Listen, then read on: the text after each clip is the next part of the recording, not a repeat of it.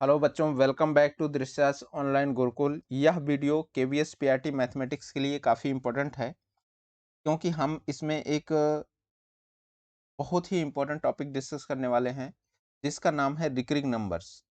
ये आपका ये जो नंबर सिस्टम है, मैथमेटिक्स का जो नंबर सिस्टम है, उसी का एक पार्ट है।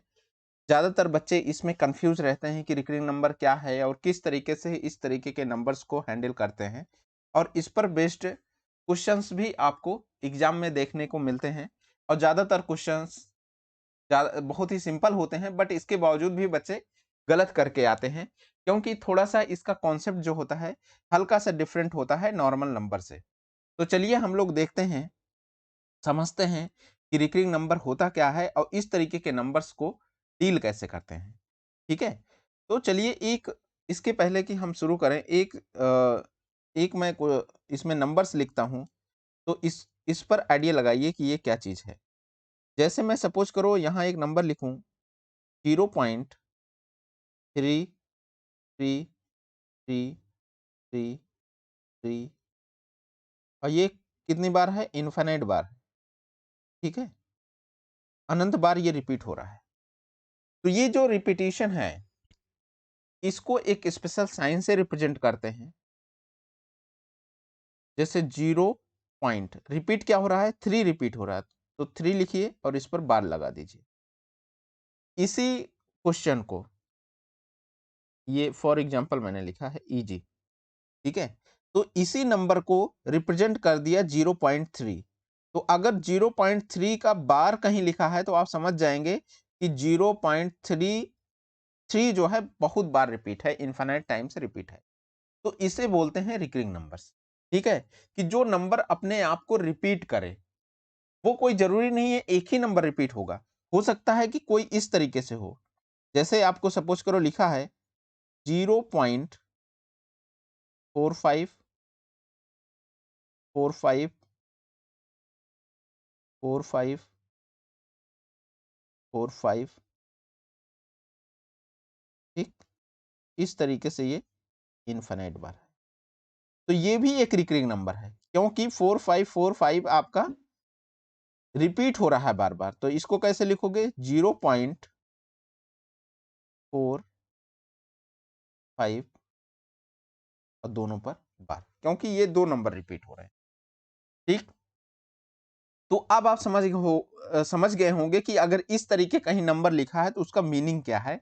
अब वो नॉर्मल नंबर में कैसे कन्वर्ट करेंगे। एक दूसरा तरीका है कि कि अगर मैं अभी कहता कि जैसे कि इस नंबर को दशमलव में कन्वर्ट करना है। ठीक, मैं आपसे कहता कि आपके पास एक नंबर है 0.3, इसको दशमलव में कन्वर्ट फ्रैक्शन में कन्वर्ट करो, बटे में कन्वर्ट करो। तो आप क्या लिखते? 3/10 लिख देते। ठीक है,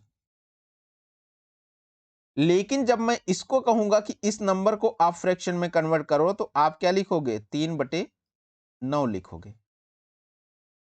ये चीज ध्यान रखना है, क्योंकि ये रिकरिंग नंबर है और ये जो था ये आपका नॉर्मल नंबर था, और ये क्या है? रिकरिंग नंबर है। ये चीज आप ध्यान में रखिएगा। ठीक है, सेम उसी तरीके से अगर यहां कोई वैल्यू होती, दूसरा इसको लेते हैं। अगर सपोज करो यहां होता 0.45, इसको मैं कहता आपका दशमलव में लिखने का, तो आप क्या लिखते? सिंपली आप लिखते 45 और डिवाइडेड बाई क्या हो जाता? 100 हो जाता, ये वाली वैल्यू। बट अगर इसको दशमलव में लिखते तो क्या हो लिखते? 45 और डिवाइडेड बाई 99। क्यों? क्योंकि ये आपका रिकरिंग नंबर था। तो ये चीज आपको माइंड में रखना है। इस तरीके का क्वेश्चंस आ सकते हैं, या इस पर बेस्ड कुछ न्यूमेरिकल्स भी आ सकते हैं। चलिए आगे बढ़ते हैं हम लोग। ये पैटर्न आप समझ गए होंगे। तो इसमें देखिए, इसमें क्या करते हैं, हमको ये क्वेश्चन सॉल्व करना है। इसकी वैल्यू आपको बतानी है। तो अगर आप सिंपल नॉर्मल नंबर की तरफ इसको ट्रीट करेंगे तो सिंपली आप क्या लिखते, 5 और 3 मिलके 5 का 5 रहता, और 4 और 3 मिलके 7 हो जाता, और 0 और इस और ये आप लगा देते। बट ये जो है सही नहीं है। इसमें क्या करना पड़ेगा आपका, क्योंकि जो सिंपल जो कैलकुलेशन है तो 2 डिजिट में है, तो हम क्या कर रहे हैं, हम इसको 3 डिजिट में लिख ले रहे हैं। तो अगर नॉर्मल नंबर की तरह मैं इसको ट्रीट करूं तो 0.333 होगा। अब दूसरे को क्या करेंगे, एक 3 और लिख लीजिए, 0 पॉइंट, ये क्या होगा, 4 5 रिपीट होगा, 4 5 एंड 4 5। अब इसको ऐड कर लीजिए, 5 3 कितना हो गया, 8 हो गया, 4 3 7 हो गया, 5 3 8 हो गया, 4 3 7 हो गया, 0 हो गया। अब अगर आप ध्यान दें तो इधर का पोर्शन तो रिपीट होगा, तो ये जो है आपका आंसर हुआ, और इसका आंसर क्या होगा, 0.78 और बार, 0.78 बार। ठीक, समझ गए होंगे अब आप। इस तरीके के क्वेश्चंस को ऐसे ही हैंडल करेंगे, अदरवाइज आपका आंसर गलत हो जाएगा। या इसको फ्रैक्शन में भी कर सकते थे कि 3/9 करते, प्लस क्या करते, 45/99, इससे सॉल्व करते, तब भी आपका आंसर ओवरऑल यही आके मिलता। बट पहले जो मेथड हमने ये बताया, ये वाला मेथड, ये ज्यादा इजी है, क्योंकि इसमें इस तरीके के अगर फ्रैक्शन बन के आ गया तो उसको सॉल्व करना थोड़ा सा डिफिकल्ट हो जाएगा और टाइम कंज्यूमिंग भी हो जाएगा। ठीक है, तो समझ गए होंगे इस तरीके के क्वेश्चन को कैसे डील करेंगे। आगे देखते हैं, हम लोग आगे बढ़ते हैं। ये भी सेम तरीके का क्वेश्चन है, अभी मैंने बता दिया कि जैसे आप इसमें क्या कर रहे हैं, 0 पॉइंट, जैसे उसमें मैंने 2 डिजिट तक बताया, तो और भी नंबर रिपीट हो सकते हैं। जैसे आपका सपोज करो यही दिया है 3 4 एंड 5 बार। ठीक है, तो इसमें क्या लिखोगे आप, 3 4 5 डिवाइडेड बाई 9, 3 बार 9, क्योंकि ये नंबर आपका रिपीट हो रहा है। अगर ये नॉर्मल नंबर होता तो क्या लिखते आप, 0.345। अगर ये नॉर्मल नंबर होता, बार ना लगा होता, तो आप सिंपली क्या लिखते, 345 डिवाइडेड बाई 1000। ठीक है, दशमलव जगह 1 और बाकी जितने वैल्यूज हैं उतने जीरोस। तो ये तो नॉर्मल नंबर की बात हो गई, और ये आपका कौन सा नंबर है, रिकरिंग नंबर है, जो रिपीटेटिव नंबर्स हैं, होते हैं। ठीक,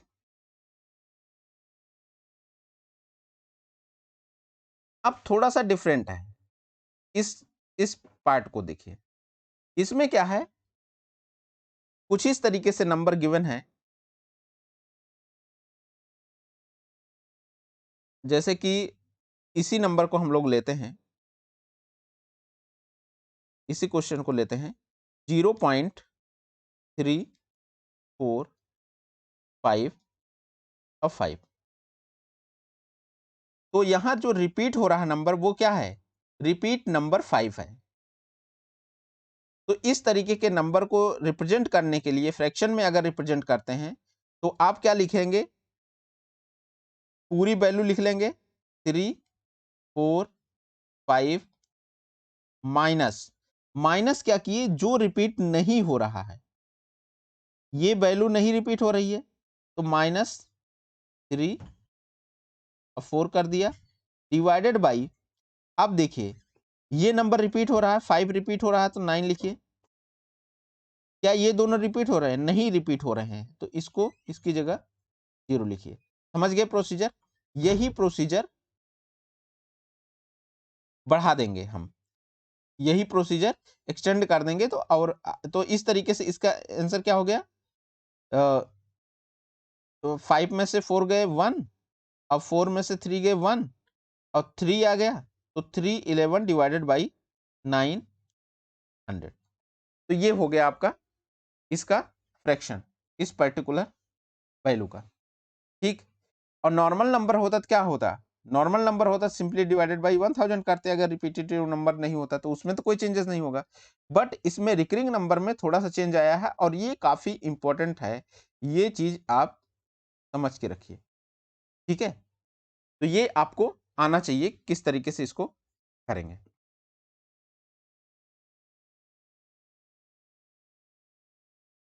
अब दूसरा देखिए,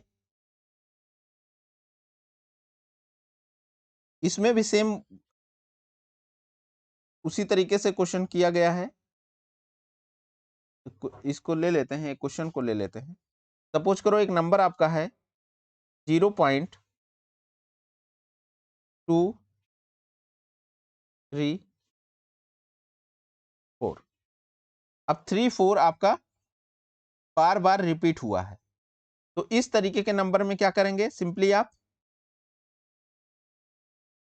मैंने बताया कि वो नंबर पूरा लिखोगे, 2 3 4 पूरा लिखोगे, माइनस क्या करोगे, जो वैल्यू रिपीट नहीं हो रही है, तो ये वैल्यू रिपीट नहीं हो रही, इसको माइनस कर देते हो, डिवाइडेड बाई ये दोनों रिपीट हो रहे हैं तो उतने 9 लिखोगे, उतने रिपीट हो रहे हैं, जो रिपीट नहीं हो रहा उतने 0 लिख दो। ठीक, तो ये हो जाएगा, तो इस तरीके से हो जाएगा 232 डिवाइडेड बाई 9 9 और 0।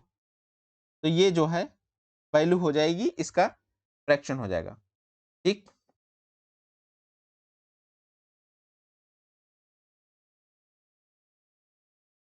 अब चलिए, एक क्वेश्चन हमारे पास दिया है, इसका हमको फ्रैक्शन में कन्वर्ट करना है, इस वैल्यू को क्या करना है, फ्रैक्शन में कन्वर्ट करना है। तो देखिए इसको कैसे सॉल्व करेंगे।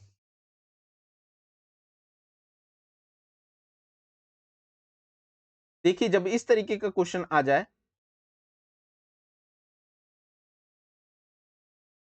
तो 6 को अलग कर दीजिए, प्लस 0.345, ऐसे भी लिख सकते हैं इस नंबर को, इसमें तो कोई प्रॉब्लम नहीं है।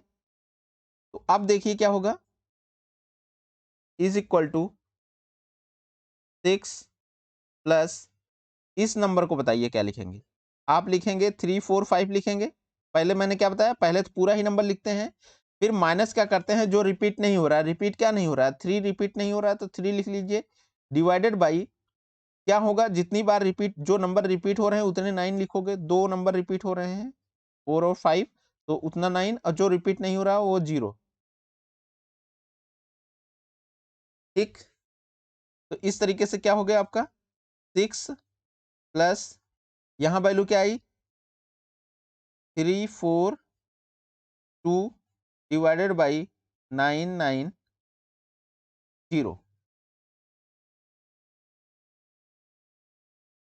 ठीक, तो कितना हो गया, इसको कैंसिल कर सकते हैं, तो यहाँ हो जाएगा 6 प्लस 171